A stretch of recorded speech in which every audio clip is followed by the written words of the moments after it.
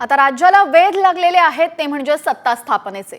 भाजपाने महायुती सरकारच्या शपथविधीची तारीख परस्पर जाहीर केली, तेव्हा एकनाथ शिंदेंना भाजपाने हा थेट सूचक इशारा दिल्याची चर्चा आहे। शिंदेंच्या दबावामध्ये भाजपा येणार नसून शिंदेंनी फडणवीस सरकारमध्ये सहभागी व्हा असा संदेशच दिल्याची चर्चा राजकीय वर्तुळात आहे।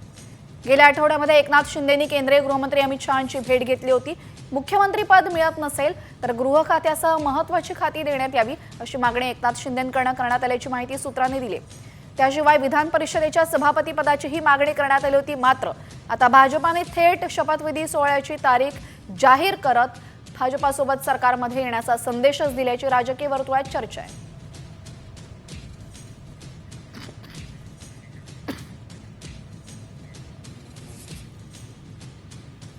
तर भाजपाकडून परस्पर शपथविधी सोहळ्याची तारीख जाहीर झालेली आहे। सरकारमध्ये सहभागी होण्याचा शिंदेंना भाजपाकडून हा सूचक संदेश तर नाही ना असा सवाल आहे। शिंदेंची गृहमंत्री पदासह अन्य महत्त्वाच्या खात्यांसाठी मागणी असल्याची माहिती सूत्रांनी दिली आहे। गृह खातं कोणत्याही परिस्थितीत सोडणार नाही असं भाजपाही म्हणतंय।